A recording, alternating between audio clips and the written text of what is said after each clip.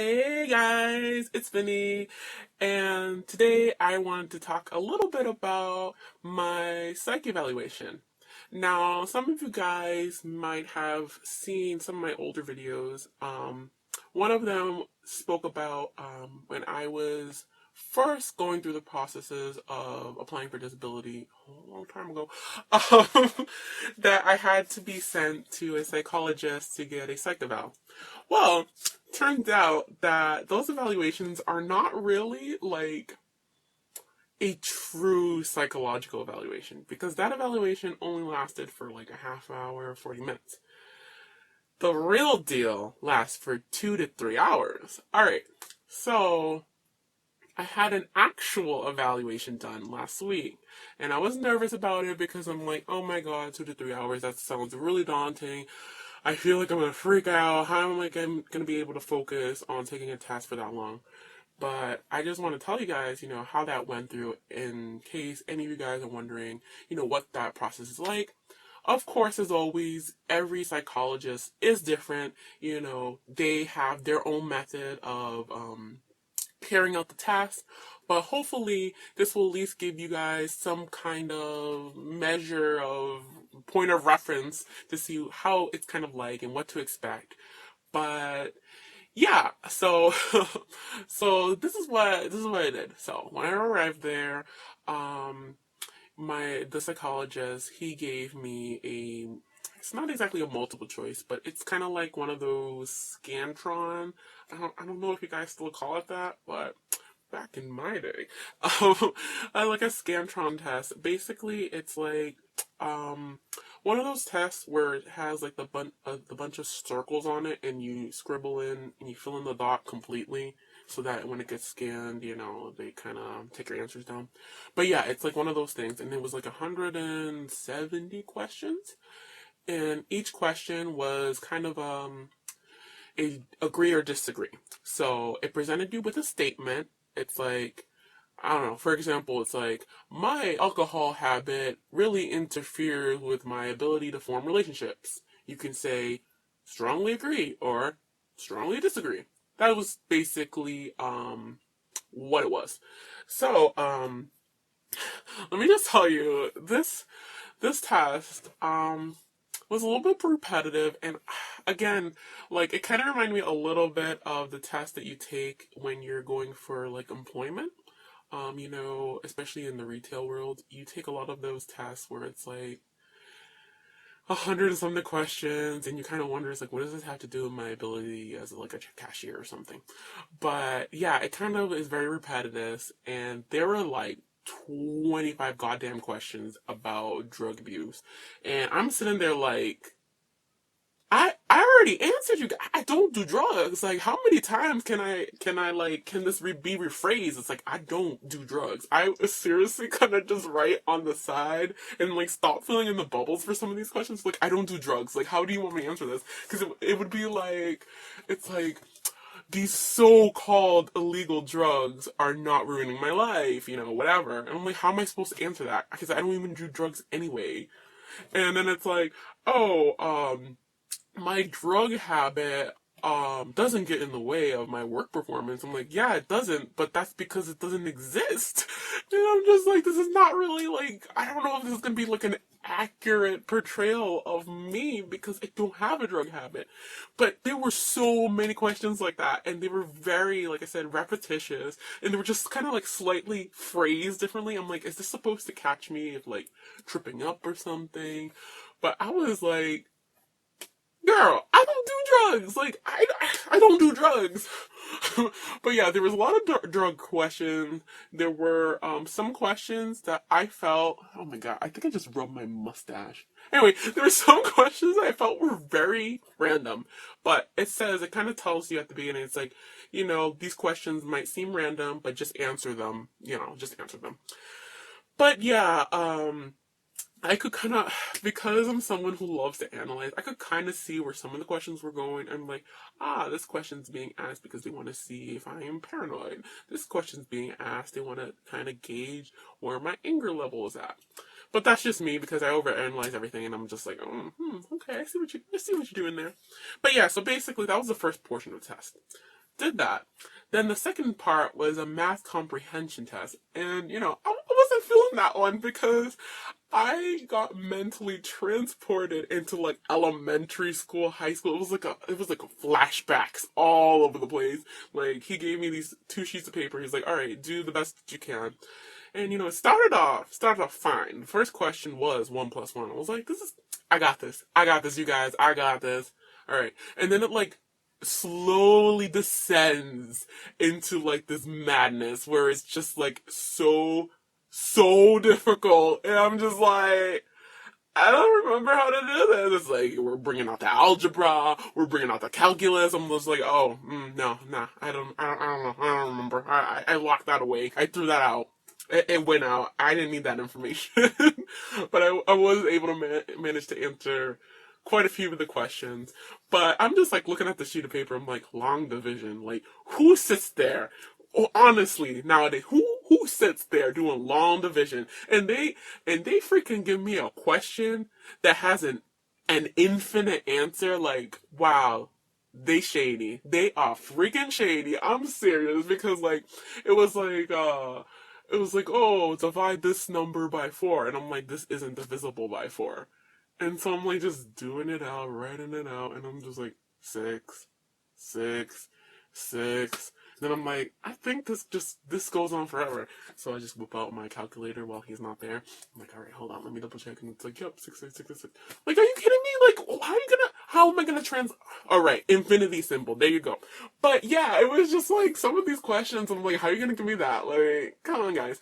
So did the math portion as good as I could do, and like, it seemed like I'd get stumped by freaking fraction multiplication. I saw them like written in the fraction formula. I was like, I don't remember how to multiply fractions. Do you like cross them? I think you do. Oh my god. Like, let me just translate them to decimals. It'll be easier. But yeah, so then after that, he took me into his office and we did kind of the person to person part of the exam. And basically, with this point of the test was getting to know you and getting to know very personal stuff about you. So this is the intense part. So he went into my history. So he was asking me about my history of abuse, who abused me, what happened, how was my home environment as a child, what this and this and that, blah, blah, blah. Do I have thoughts of this? Have I ever done this? Blah, blah, blah. It was very, very detailed, and I was getting really, really, I was getting some flashbacks. And so, be prepared for that portion of the test. It can get a little bit intense for you, especially with people who have been through trauma.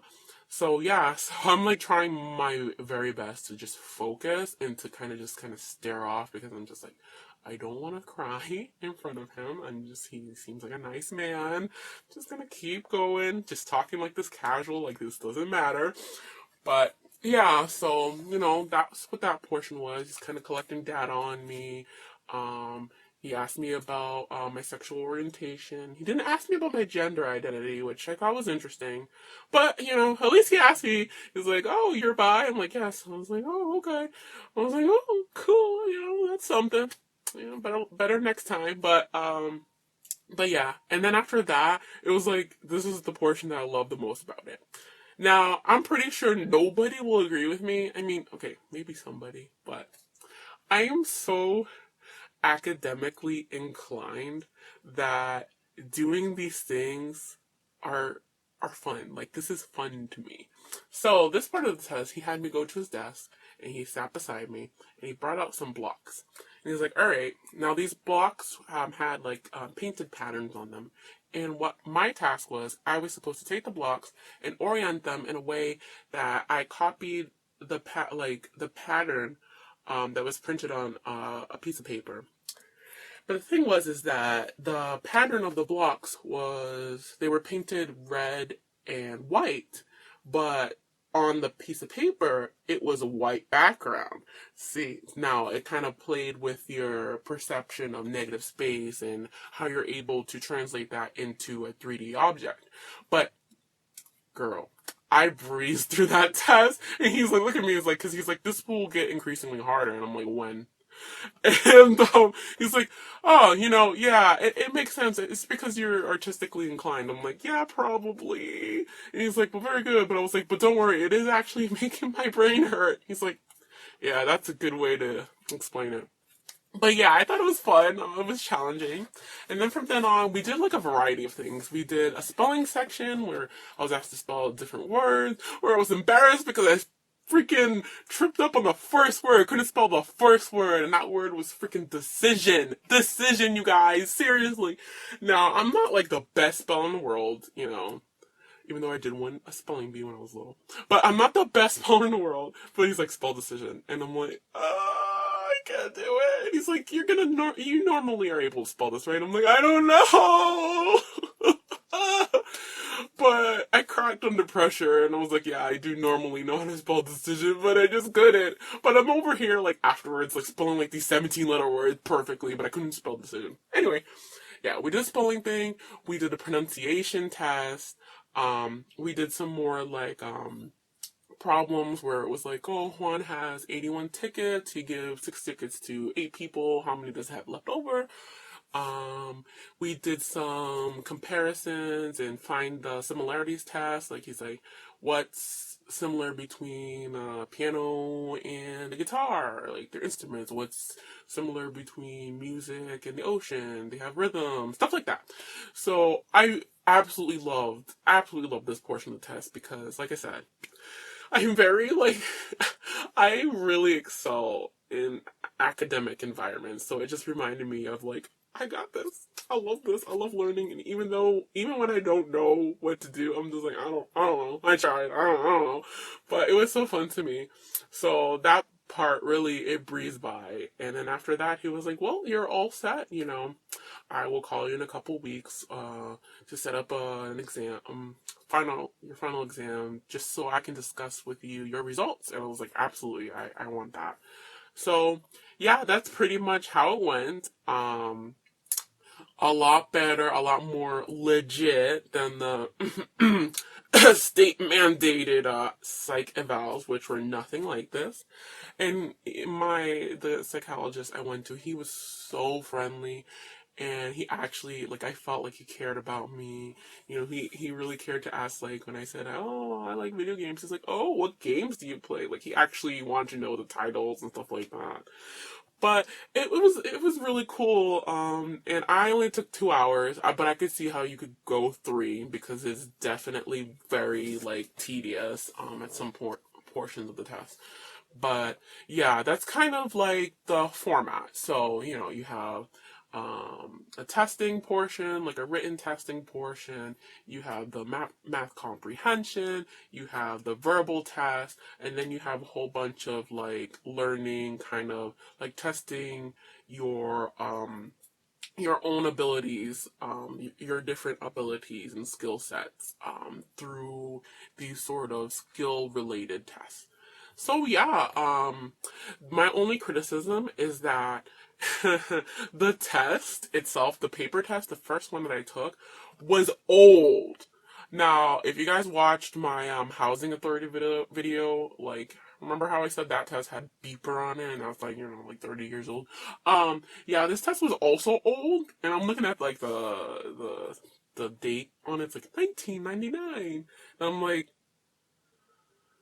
really? Like, come on. And the reason why I felt like this was an issue is because they had a very, like, binarist, very, like, heteronormative question that I think would really, it really does people like me and a lot of other people a disservice. And it's very inaccurate. It's a very inaccurate representation of what people need today. And the question I remember, it was, are you, do you like to flirt a lot with the opposite sex? And first of all, I'm trying to figure out, what does that have to do with anything? And I'm just like, I mean, yes, but what is the opposite sex? Especially for me, where I'm like, even though I ID as female, I also ID as by gender, so I'm like, opposite of what? And there is no opposite to me. There just are other genders. So I'm just like, Oh my god, this test though, I'm like, ugh. So I kind of like, I kind of cringed at that question. I'm like, guys, like, I know this is kind of like a standardized test and you use it just to like figure out whatever, but I really think it's important for you guys to update this material because you're really not being inclusive to the people that really do need your help today. You know, the people of different uh, sexual orientations, of gender identities, just, you know, all sorts of different people. And by asking a question like that, it's absolutely like, not only is it unnecessary, but it's very alienating. Like, I looked at that and I'm just like, how am I supposed to answer this? And I felt very judged. And I'm just like, all right, thanks. But yeah, that was my one criticism. So like, if anyone's listening out there, that's important, makes these tests, has any influence on this test, please like get that changed, please, please. But yeah, otherwise it was a fun test. It was great, but prepare to be there for a long time. So I hope you guys enjoyed this video, and I have an absolute pleasure sharing this information with you guys because I really hope that it'll help someone out there and get you guys at least a little bit prepared before you just throw yourself into these situations. So, you know, as always, thank you for watching, and I hope to see you next time.